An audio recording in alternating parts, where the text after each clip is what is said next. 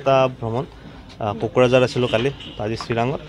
তো ভাৰতীয় জনতা যুৱ মৰ্চাৰ যিখিনি মণ্ডল পৰ্যায়ৰ কাৰ্যকৰ্তা আছে, তো মণ্ডল পৰ্যায়ৰ কাৰ্যকৰ্তাখিনিক যাতে আমি আৰু অধিক সক্ৰিয় কৰিব পাৰোঁ, ভাৰতীয় জনতা যুৱ মৰ্চাৰ লগত যাতে আমি নতুন প্ৰজন্মক জড়িত কৰাব পাৰোঁ, যিখিনি নতুন আমাৰ আহি থকা যুৱ প্ৰজন্ম আছে তেওঁলোকক যাতে ৰাজনৈতিকভাৱে আমি ভাৰতীয় জনতা পাৰ্টি তথা ভাৰতীয় জনতা যুৱ মৰ্চাৰ লগত জড়িত কৰিব পাৰোঁ, তাৰ কাৰণে চেষ্টা চলি আছে।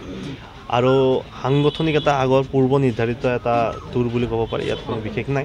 তো ইয়াত আমি মণ্ডলৰ কাৰ্যকৰ্তাসকলৰ লগত বহি অনাগত সময়ত ভাৰতীয় জনতা পাৰ্টি বা ভাৰতীয় জনতা যুৱ মৰ্চা আমি সক্ৰিয়ভাৱে কেনেকৈ আগুৱাই লৈ যাব পাৰোঁ তাৰ কাৰণে আজি আলোচনা কৰাৰ কাৰণে মণ্ডল পৰ্যায়ৰ কাৰ্যকৰ্তাৰ লগত এক বিশেষ আছে।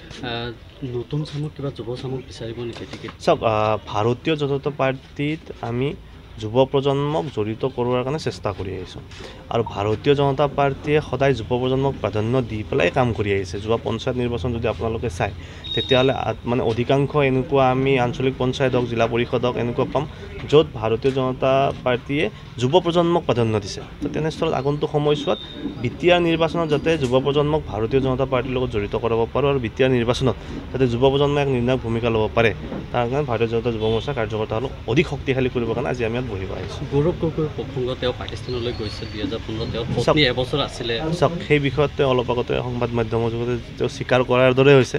সন্মানীয় মুখ্যমন্ত্ৰী মহোদয়েও টুইট কৰিছে। গতিকে বিষয়খিনি জলজত পদপথে ওলাই আহিছে। আমাৰ কথা এটাই, দেশৰ সাৰ্বভৌমত্ব, দেশৰ ঐক্যতা, দেশৰ সুৰক্ষাৰ ক্ষেত্ৰত যদি কোনোবাই প্ৰত্যাহ্বান হয়, তেনেকুৱা প্ৰত্যাহ্বান হোৱা প্ৰত্যেকগৰাকী ব্যক্তিৰ বিৰুদ্ধে আমাৰ ভাৰত চৰকাৰৰ তৰফৰ পৰা বা অসম চৰকাৰৰ তৰফৰ পৰা আমি অতি কঠোৰ শাস্তি লোৱাটো আমি বিচাৰিম। আমি ভাৰতৰ ঐক্যতা, ভাৰতৰ অখণ্ডতা তথা ভাৰতৰ সুৰক্ষাৰ কেতিয়াও কম্প্ৰমাইজ নকৰোঁ। যিহেতু আমি ভাৰতীয় জনতা যুৱ মৰ্চাই ভাৰতীয় ৰাজনীতিৰ ওপৰত গৈ পেলাই ৰাষ্ট্ৰনীতিৰ কথা আমি সদায় কওঁ।